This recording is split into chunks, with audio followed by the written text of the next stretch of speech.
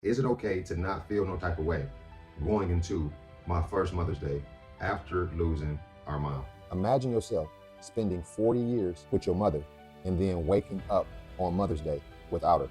Some of y'all don't have to imagine because you already know what that pain feels like.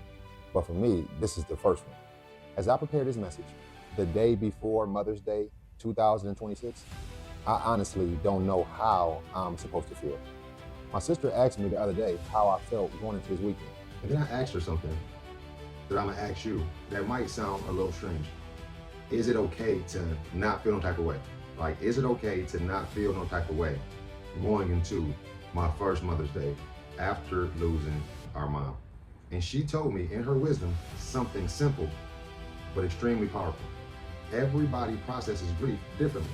And the truth is, I think that I've become so familiar with grief that grief has just become normal to me. This Mother's Day, May 10th, 2026, is my first Mother's Day without my mom.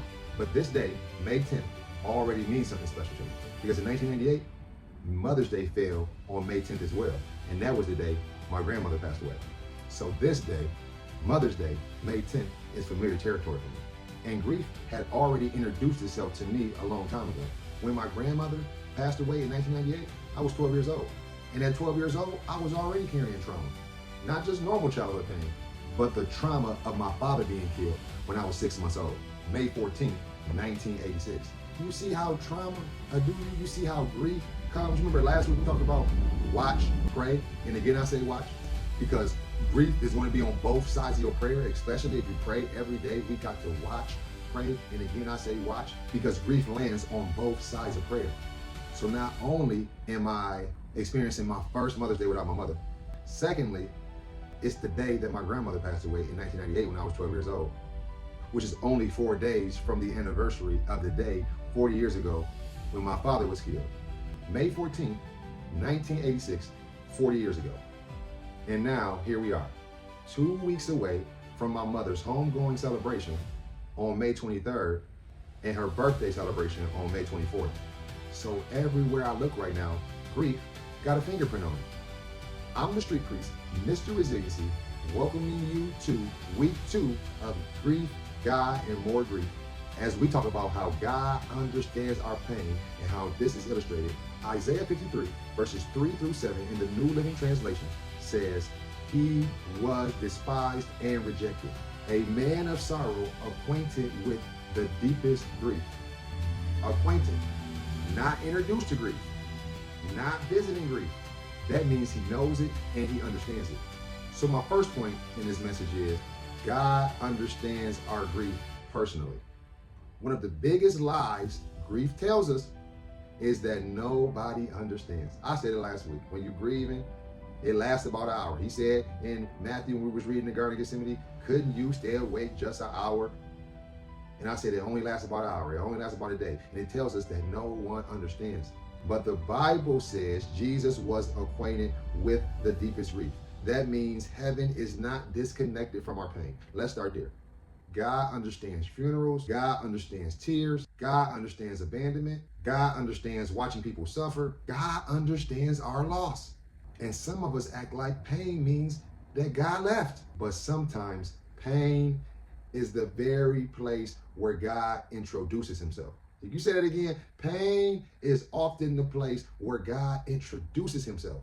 On that call the other day, my sister explained that everyone processes grief differently. And that's true, because trauma changes people. Some people cry out loud. Some people shut down. Some people get angry. Some people become numb. And sometimes when you've experienced grief your whole life, your body learns how to survive pain by disconnecting from it. That don't mean you don't love people. That don't mean you cold. That just means you've been carrying pain and sorrow for a long time. My notes say Jesus carried what we couldn't. Yet it was our weakness that he carried. It was our sorrow that weighed him down. That means that some of the biggest weight you carry right now, God never intended for you to carry it alone. Some grief is too heavy for human shoulders.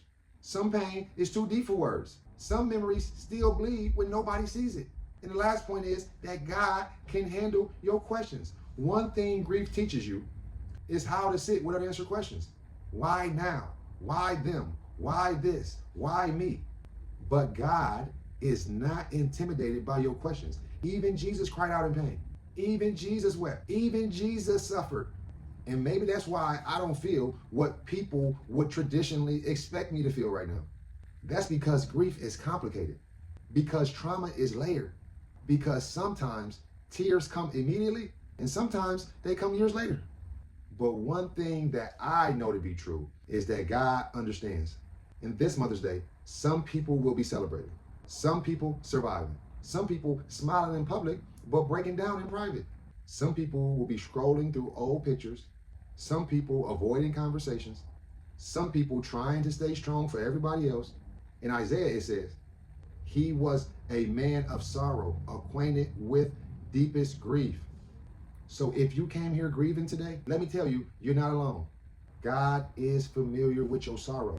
And somehow, even in grief, God still stays. Thank you for tuning in on week number 2 of Grief, God, and More Grief, as we have just talked about how God understands your pain. Again, I'm the Street Priest, Mr. Resiliency, certified trauma and resilience coach, hoping that you have a blessed Mother's Day. Be blessed, y'all. See you next week.